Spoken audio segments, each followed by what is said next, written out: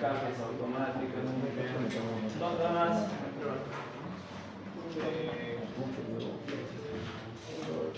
¿Cuál es el objetivo?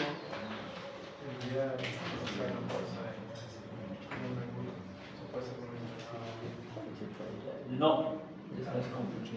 Pero gracias por participar. Cambio de energía. O sea, Conservación de energía. puede ser variación de las velocidades angulares, ¿no? ¿Para qué más? Los que han dicho, que han visto en las transmisiones automáticas. Ahí está, eso está interesante, ¿no? Aplicar una variación en el torque. Para que aparezca el torque y velocidad. Correcto, el torque y la velocidad. ¿Qué más?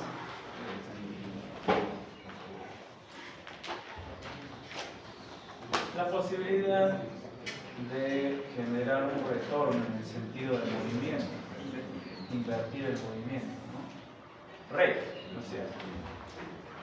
Bien, entonces, básicamente el uso puede ser muy variado porque podemos encontrar este elemento, por ejemplo, en servomotores, o podemos encontrarlo, por ejemplo, en este componente más pequeño como los motores de paso.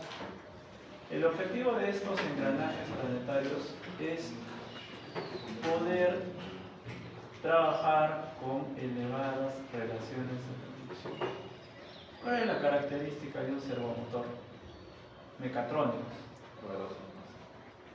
Salvan los mecánicos, pero debe ser 90, 180, 40. ya ángulos de qué? Son más precisos. ¿Son más precisos en qué condición, situación? ¿Por qué? Vamos, compañeros mecatrónicos, levanten la mano quienes son mecánicos. Ya, todos los demás deben contestar. Vamos, mecatrónicos.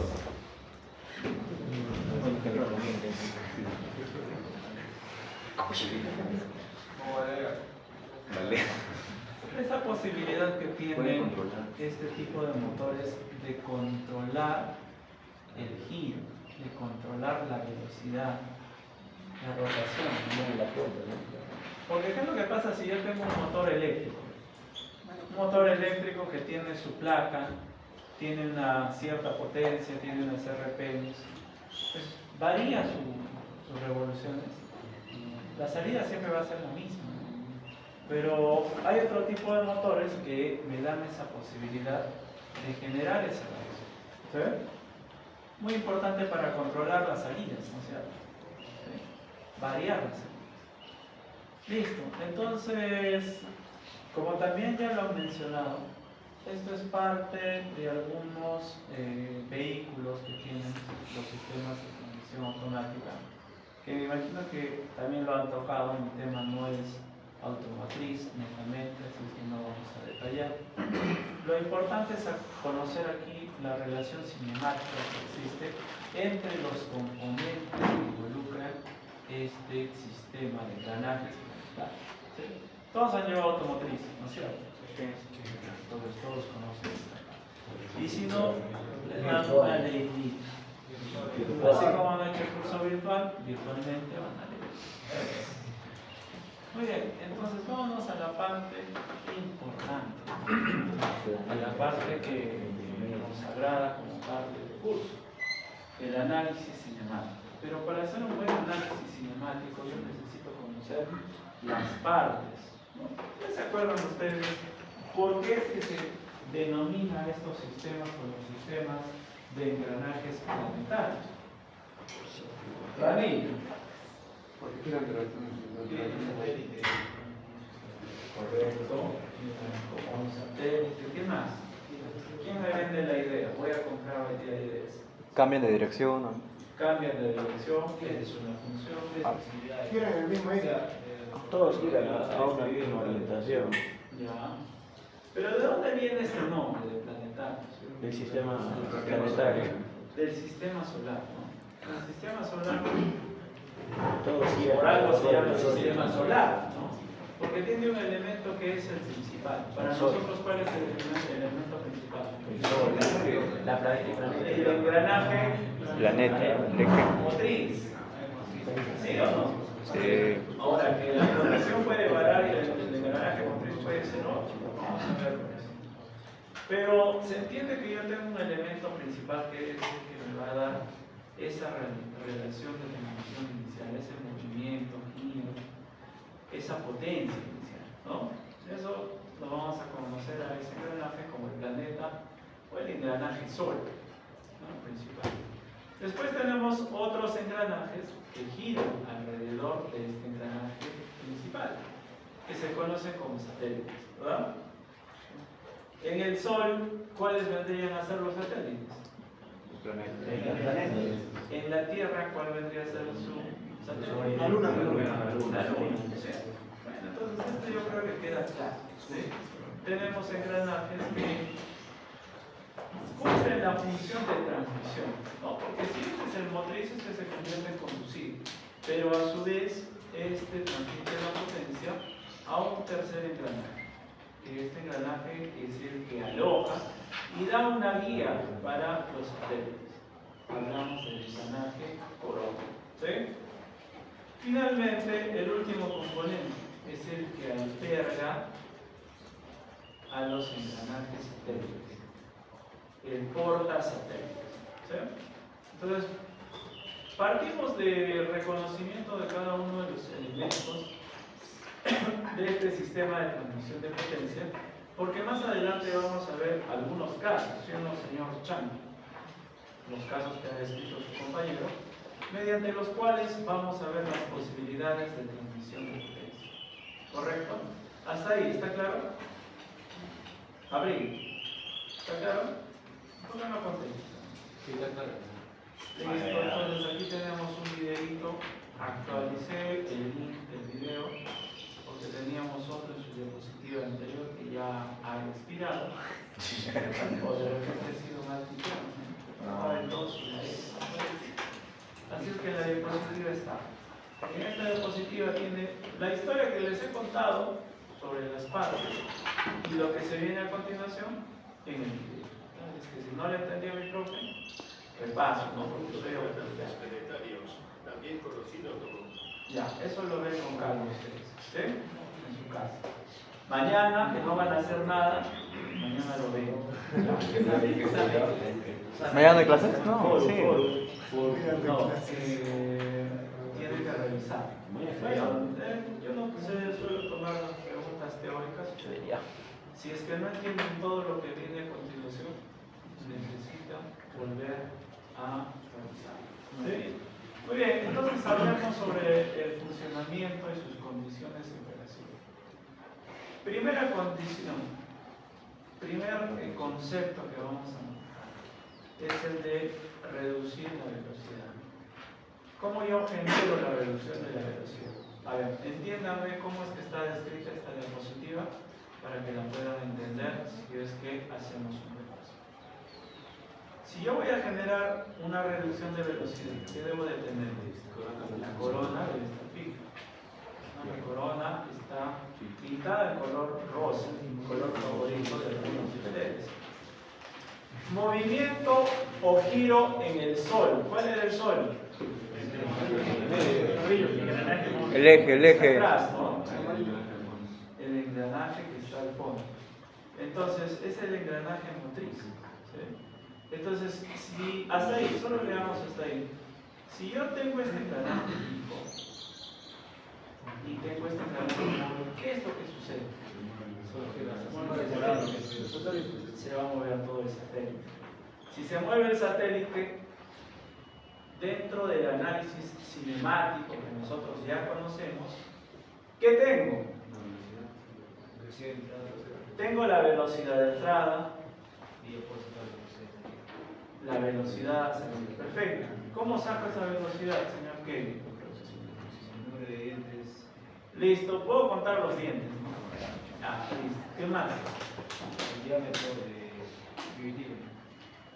Ya nos estamos alejando, pero si es que yo tengo los dientes a la salida, tengo los índices a la entrada y tengo la velocidad angular inicial, puedo transformar y calcular la relación de transmisión y hallar también la velocidad a la salida, ¿sí o no?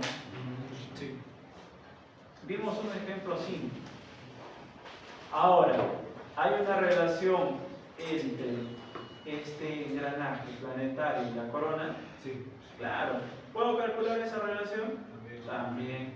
¿Puedo calcular la relación con la salida del soporte planetario? También.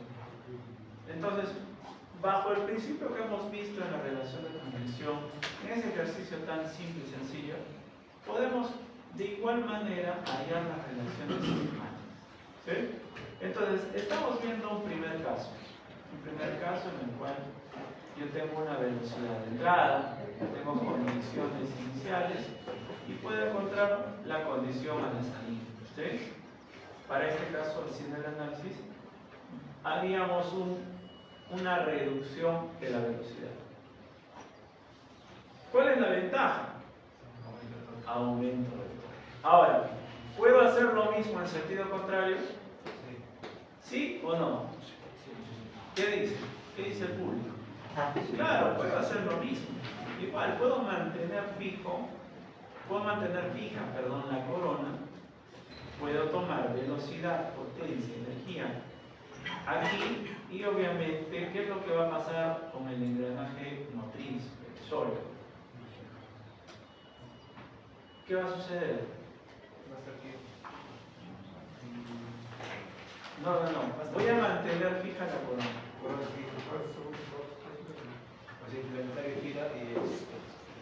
Claro, el planetario, los planetas giran, pero ¿qué es lo que va a pasar con el Sol? ¿Va a estar quieto? No. Estoy indicando que ahora estamos generando una reversión. El ingreso de la velocidad era por el Sol, por el engranaje motriz. Ahora el ingreso de la velocidad va a ser por el planetario. ¿Qué es lo que va a pasar con el motriz? Lo que va a suceder es que si inicialmente teníamos una reducción de la velocidad, ahora lo que va a suceder es que vamos a tener un incremento de la velocidad. Eso, ¿sí? Eso hay que entender primero antes de pasar a lo que es el análisis de la cinemática.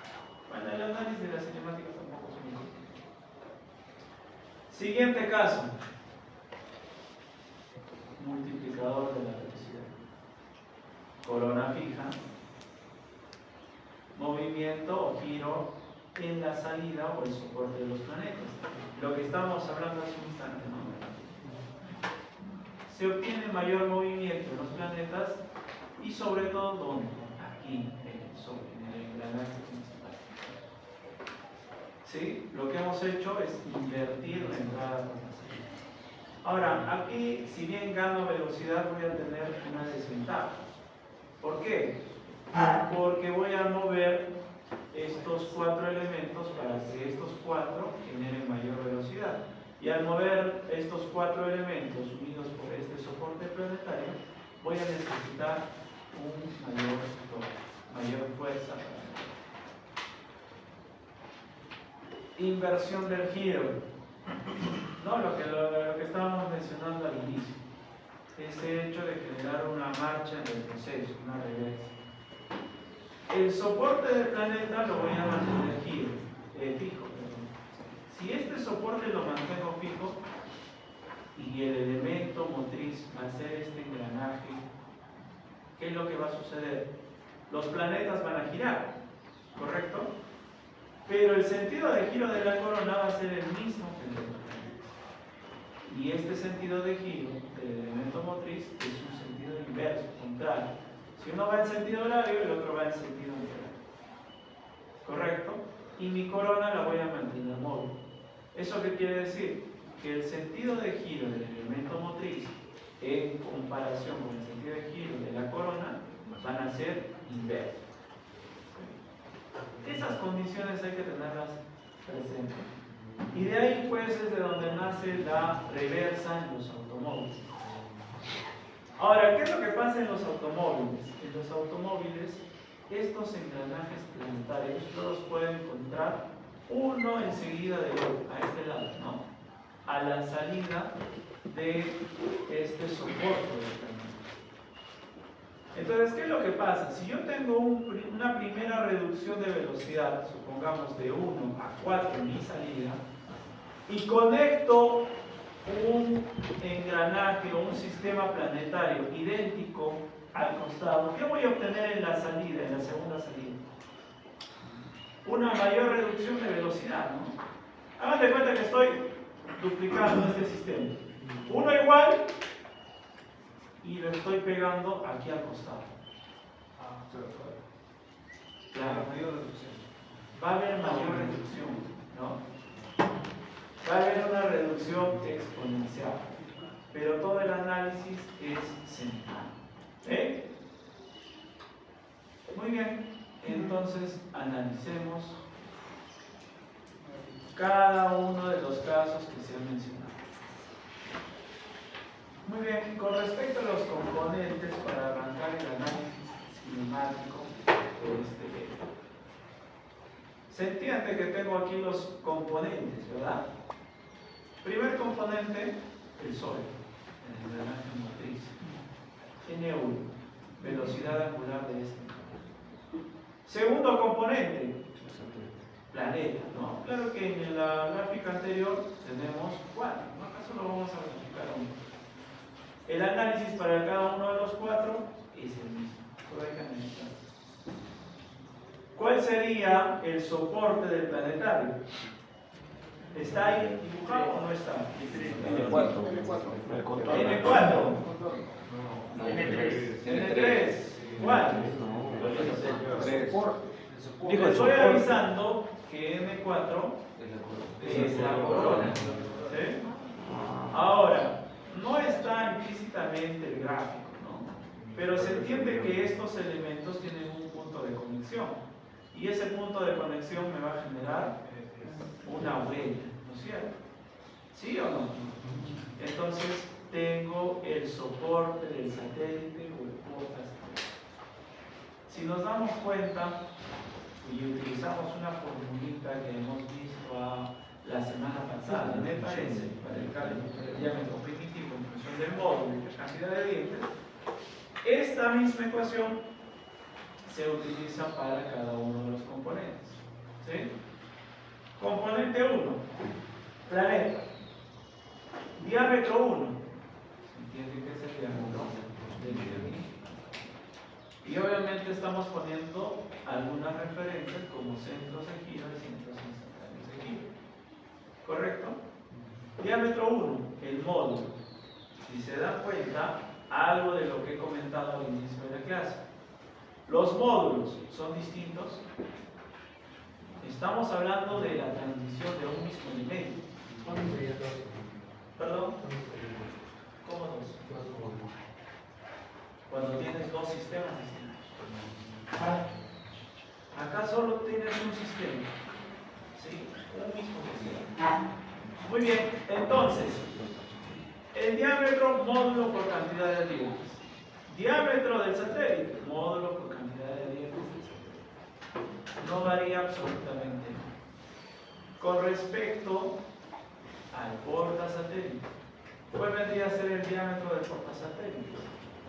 El diámetro es la dimensión que existe desde aquí hasta aquí. ¿Y a qué es igual ese diámetro? La mitad del diámetro del satélite, el diámetro del planeta y la otra mitad del diámetro del satélite. Mitad más mitad, un diámetro íntegro del satélite. ¿No? Diámetro del planeta más el diámetro del satélite. Es lógico, ¿no? De la geometría se entiende eso. Si lo quiero expresar en función a los módulos, módulo por la sumatoria de la cantidad de dientes. Lo mismo pasa con la corona. La corona, el diámetro de la corona va desde aquí hasta aquí. ¿Qué quiere decir? Un diámetro del satélite, un diámetro del planeta y otro diámetro del satélite. Dos diámetros del satélite más un diámetro del planeta. Si lo expreso en módulos, igual.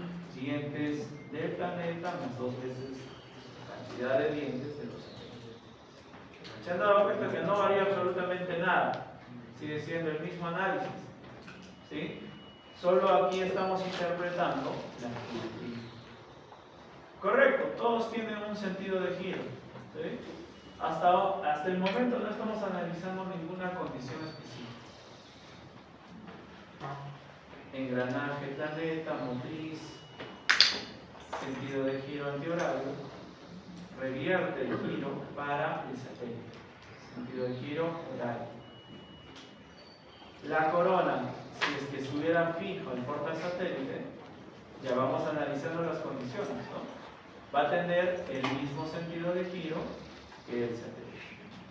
Muy bien, entonces, obviamente, si analizamos las velocidades en los centros instantáneos de rotación, de giro, pues sus velocidades van a ser cero, ¿verdad? Analicemos cada uno de los casos. Listo. Primer caso, si es que el portasatélite no gira. Si el portasatélite no gira, ¿qué sucede? Reversa, ¿correcto? Si es que el portasatélite está fijo. Entonces, ¿qué es lo que va a suceder? La velocidad en el portasatélite va a ser cero, no hay velocidad angular. La velocidad del planeta, del engranaje motriz, va a tener un sentido inverso con la velocidad de la corona, ¿sí? Eso es lo que habíamos descrito en las primeras imágenes. Haciendo el análisis cinemático. Muy bien, situémonos aquí. Se entiende que el engranaje motriz y el satélite van a tener un punto en común. Y ese punto en común que me va a generar una velocidad tangencial, ¿verdad? Comparten esa velocidad tangencial. Listo. Entonces, puedo analizarla en función de mi engranaje motriz o puedo analizarlo en función de mi engranaje planeta. Por cada uno de ellos puedo hacer el análisis. Velocidad tangencial, ¿a qué era igual? Velocidad angular, analicemos con respecto al engranaje motriz. Velocidad angular del engranaje motriz N1 por su radio, también del diámetro sobre 2. Si es que lo analizo con respecto al engranaje satélite o al satélite, vamos a estar hablando de masa. Velocidad angular, listo, me dan su velocidad angular por radio. ¿Se entiende? No está complicado, ¿no? Si es que hablo con respecto al cálculo de la relación de transmisión, la relación de transmisión, esto lo vimos ayer, la puedo calcular con respecto a las velocidades angulares desde entrada con respecto al de salida, o los diámetros o dientes del engranaje de salida con respecto al engranaje de entrada. A la inversa, son diámetros y dientes, ¿no? Eso sí ya lo tenemos reconocido. De ahí yo puedo encontrar la relación de transmisión para este primer par de engranajes. Vámonos aquí. Vámonos a analizar la velocidad en el engranaje número 2. Ahí está, su velocidad tangencial. Su velocidad tangencial. Si voy a calcular la velocidad tangencial, ¿de quién dependo? Dependo de la velocidad angular. Primer camino, voy a calcular con la velocidad angular de la corona. La velocidad angular de la corona tiene como referencia este punto, ¿verdad? Porque desde ahí nace su radio. Listo, velocidad angular de la corona por su radio. El diámetro de la corona. Voy a analizarlo con respecto al engranaje planetario. Si lo analizo con respecto al engranaje planetario, velocidad angular, aquí está N2. ¿Sobre quién está girando esta velocidad angular? Sobre este centro instantáneo, ¿no? Listo, entonces, velocidad angular N2 sobre su radio. Por su radio, o diámetro de 2. El mismo criterio para el cálculo de las relaciones de transmisión. ¿Sí? Ahora, recuerden que podía calcular la relación de transmisión con respecto al engranaje de entrada y al engranaje de salida, ¿no? Y también podía calcular la relación de transmisión total. La relación de transmisión total aquí era igual, de 1 con respecto a 4. Del engranaje motriz con respecto a la corona. 1 sobre 2 y 2 sobre 4. ¿Sí? Y esto también lo puedes expresar en función a la cantidad de dientes, también en función a la cantidad, en función al diámetro de cada uno de los engranajes. O simple y llanamente, esto es la relación de transmisión de 1 con respecto a 2, la relación de transmisión de 2 con respecto a 4, y 1, 2 por I, 2, 4. Todos los caminos son absolutamente válidos. ¿Se entiende, verdad? ¿Dudas o consultas? Muy bien. O sea, las incógnitas son lo que tendríamos que hallar en teoría serían las velocidades y la relación de transmisión de 1 a 4. No solo esas pueden ser tus incógnitas, sino también el dimensionamiento del propio engranaje. ¿Por qué? Porque tú tienes un motor y lo quieres utilizar. Por ejemplo, tienes un motor de 1, 2, 8, 9, 10 caballos de potencia. ¿Sí? Conoces las RPMs a la salida de suelo, pero necesitas mover una chancadora. Puede ser una de mineral, una de martillos más pequeña, para cualquier tipo de industria.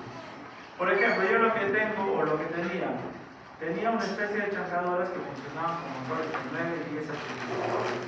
Pero necesitábamos en realidad era una chancadora, pero para otro tipo de material, necesitábamos que todo ese cilindro, que se le conoce como fulón, así como el cilindro del chavo, pero en sentido horizontal, que es de diámetro 9 pies aproximadamente, necesitábamos que gire entre 4 y 12 RPM.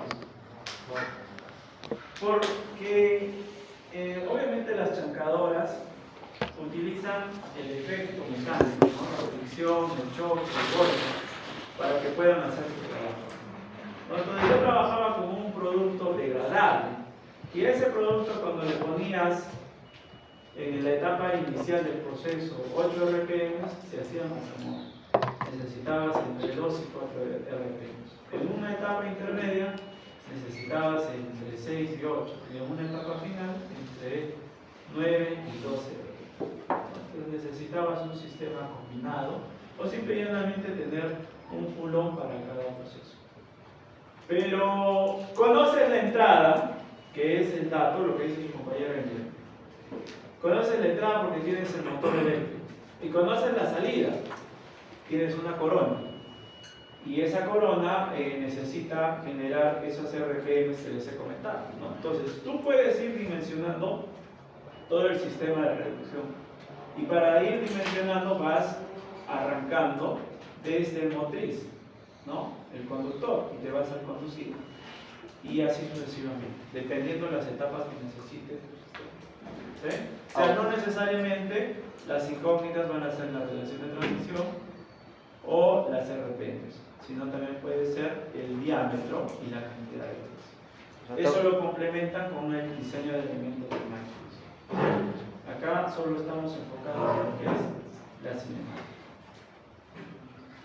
Listo. Pero entonces en el examen puede venir así como usted dice. En el examen, claro, también. O sea, usted me da la entrada y la salida y tengo que mencionar. Sí, te digo, por ejemplo, de cuántas etapas es tu reductor. Y ya lo vas dimensionando etapa por etapa. A ver, vamos al siguiente caso. ¿Qué pasaba si la corona estaba fija?